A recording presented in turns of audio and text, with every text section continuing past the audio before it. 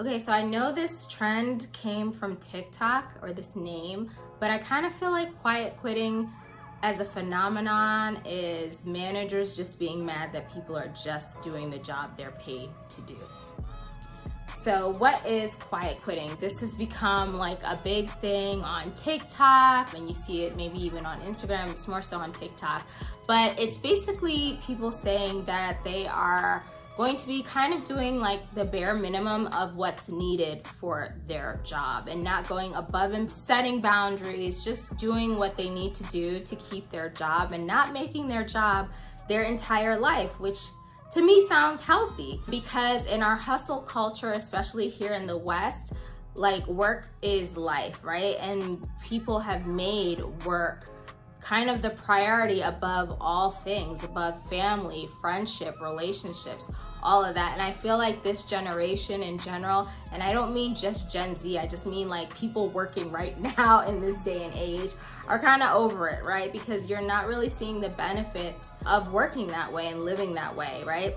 To me, quiet quitting is really just doing the job you are actually paid to do. In the West, especially here in the US, a lot of times you are given a job title and a role that you signed up for, and that's what you came to do, but then they want you to do like 5, 6, 7 other people's jobs, right? And people are starting to say no to that.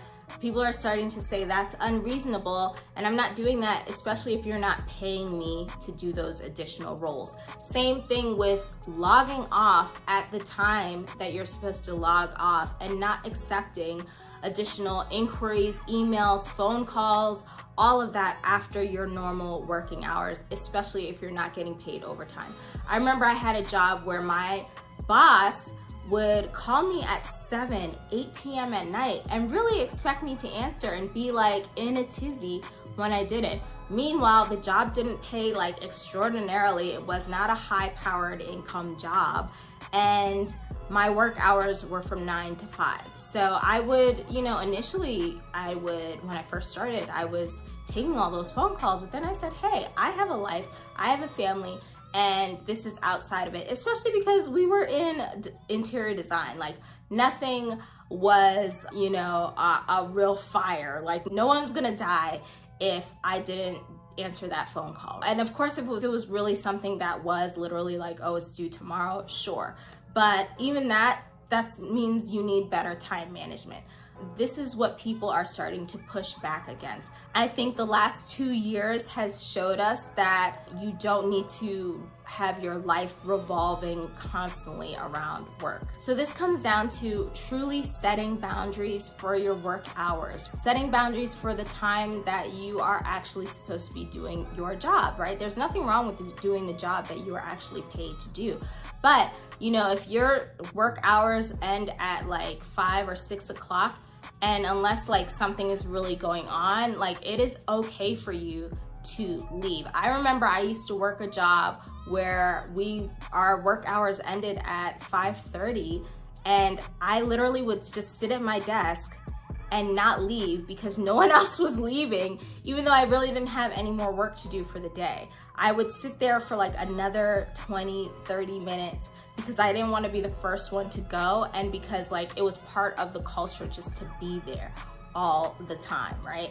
And we weren't getting paid overtime at all. Another instance of this is those forced work happy hours. Like this used to be my pet peeve because I'm kind of an introvert. Yes, I have a bubbly personality, but that's mostly for my friends and family and people that I really have relationships with. And yes, at work, you can eventually foster relationships with people that you want to spend time with after work or happy hour, which I eventually did, but there have been jobs where it was kind of like expected of you to go to these happy hours, these work happy hours that were basically like popularity contests almost, or cliquish. Like if you didn't go to these happy hours, you ended up just not really being a part of the team, or getting the same sort of work assignments that would put you in a higher light.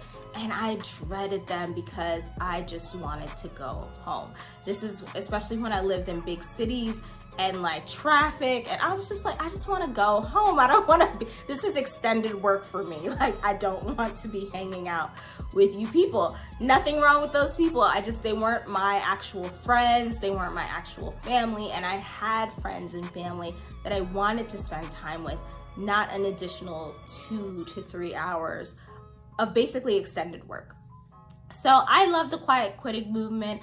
I think it's right in line with the soft life movement. I know some people think it's dumb to have these titles on all these things, but I think there's a reason for it. There's a feeling in our society right now that is pushing back on these standards of hustle, hustle, hustle, and go above and beyond, and basically tear yourself to pieces for your job, right? Instead of really focusing on things that may matter more, which is family, friends, loved ones, and all of that. Of course, we all need to work, we all need to make an income so that we can actually pay for the things that we need, but it doesn't necessarily mean you have to go above and beyond or stress yourself out and tear yourself to pieces because you didn't do that extra thing or go that extra mile. If you want to do that, A-okay, right? There have been times where I'm passionate about the work that I'm doing or who I'm working for or what the project is, yes. But there are also times where whatever season you're in